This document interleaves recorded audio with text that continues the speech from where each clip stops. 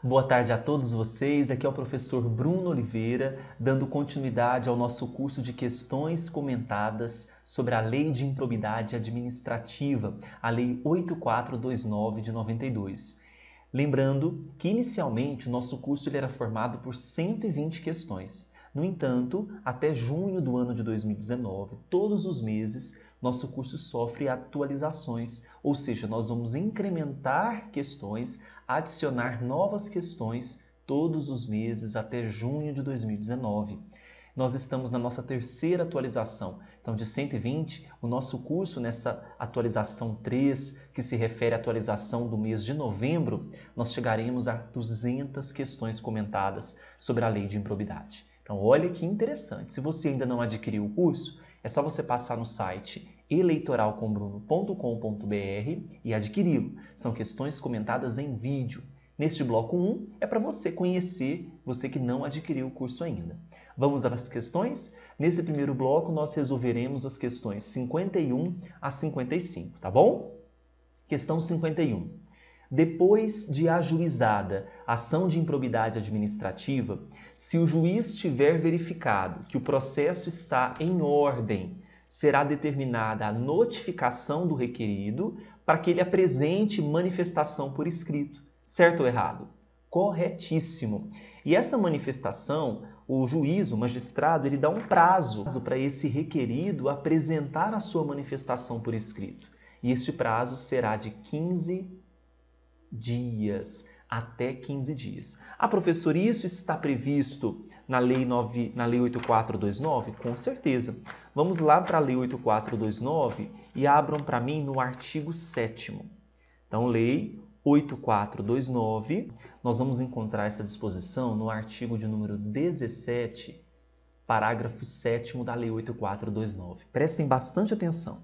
Estando a inicial em devida forma, o juiz mandará autuá-la e ordenará a notificação do requerido para ele oferecer uma manifestação por escrito, que poderá ser instruída com documentos e justificações dentro do prazo de 15 dias.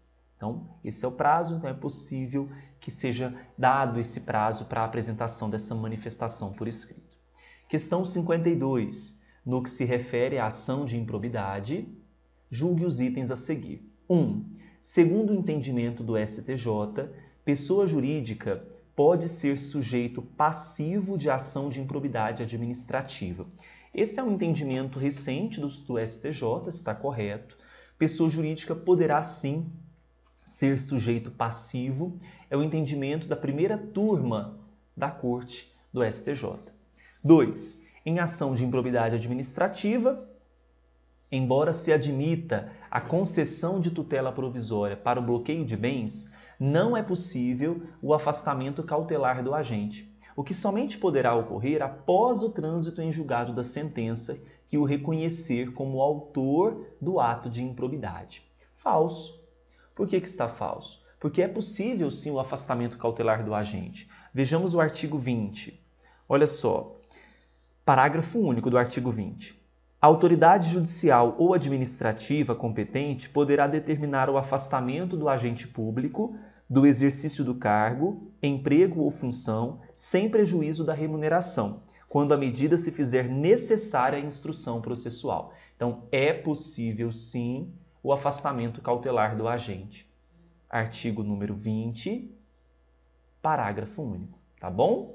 3. É imprescritível a pretensão de ressarcimento de danos causados ao erário pela prática de ato doloso e tipificado na legislação que regula a ação de improbidade administrativa. Muito bem.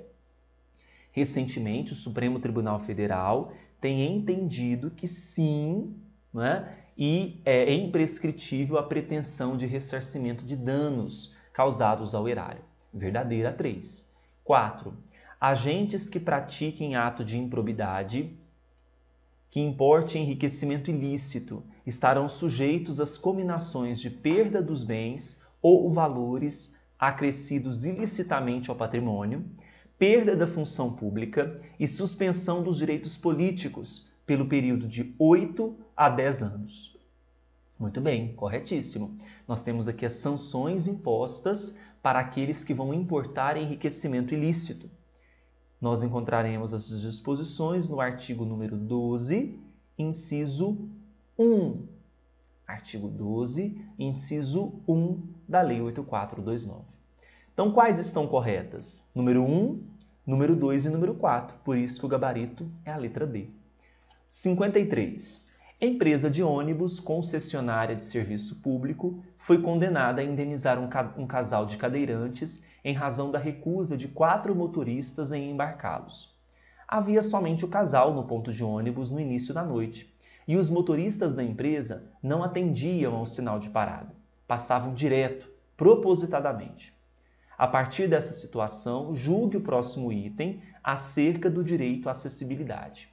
A conduta dos motoristas da empresa de ônibus violou o direito à acessibilidade, segundo o qual devem ser garantidas a pessoas com mobilidade reduzida possibilidades e condições de alcance para a utilização de transporte coletivo público ou privado, tanto em zona urbana quanto em zona rural.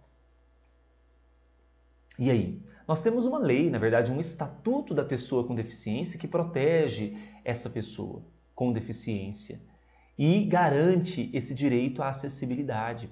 E a própria Lei 8.429, quando ela trata dos atos de improbidade, ela vai dispor em um artigo próprio, se você quiser abrir o seu artigo aí, é o artigo número 11, que fala sobre os atos que atentam contra os princípios da administração. Vocês podem observar o artigo 11, inciso número 9. Olha só, o 9 ele foi inserido em 2015, recente. Deixar de cumprir a exigência de requisitos de acessibilidade previstos na legislação. Então, viola o direito à acessibilidade o ato desse motorista, a conduta desse motorista? Com certeza. Viola tanto o artigo 11, inciso 9 da Lei 8.429, a LIA, quanto também o próprio Estatuto da Pessoa com Deficiência, a Lei 13.146 de 2015. Tá? 54. Acerca de comportamentos vedados pela lei, assinale a opção correta, considerando a jurisprudência do STJ. A. O agente público que se recusar a prestar declaração de bens, quando legalmente exigida pela administração, será punido com suspensão. Não. A punição aqui é gravíssima. Demissão. Artigo 13, parágrafo 3º da LIA. B. O gestor público, vamos anotar aqui, né? Demissão para vocês não esquecerem. B. O gestor público será punido se cometer ato de improbidade com elemento subjetivo da desonestidade, mas não por mera inabilidade ou culpa. Falso, a culpa ela é possível nesse caso. C. O ato do agente público que acarrete concessão ou aplicação indevida de benefício financeiro ou tributário caracterizar a improbidade administrativa, se houver sido praticada com dolo, ainda que genérico. Muito bem. O STJ tem garantido isso, não é? Tem garantido que, ainda que seja genérico, nós teremos aqui o ato de improbidade administrativa. Tá? D. A representação por ato de improbidade contra agente público constitui crime na hipótese do autor da denúncia supor que o denunciado seja inocente. Não, não é supor, é que tenha certeza disso. Vejamos o artigo 19 da lei. Olha, constitui crime a representação por ato de improbidade contra agente público ou terceiro beneficiário quando o autor da denúncia o sabe inocente e não supõe.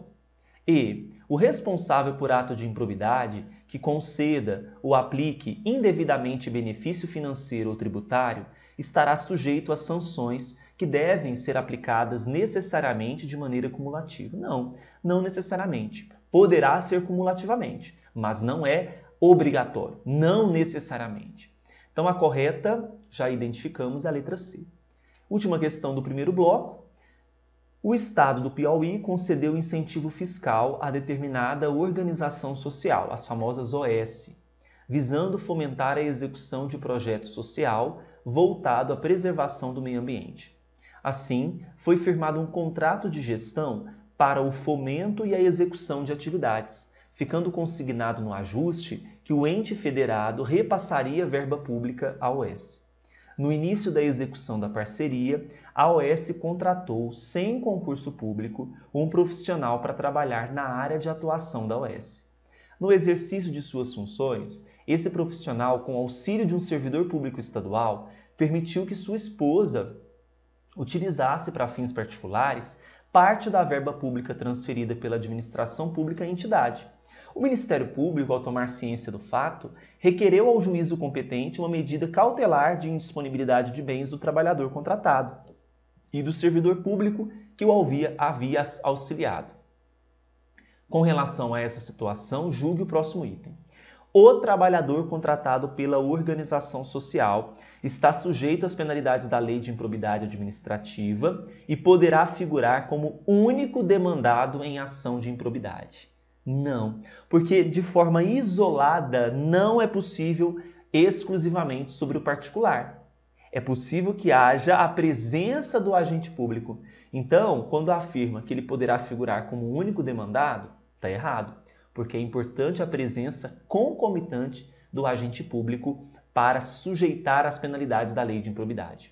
Tá? Questão 55 está incorreta. Nós fechamos esse primeiro bloco, agora vamos caminhar para o bloco 2 da nossa atualização do mês de novembro. Se você não adquiriu o curso, passe lá agora e curta o vídeo para incentivar o professor a publicar ainda mais vídeos gratuitos para vocês. Até mais!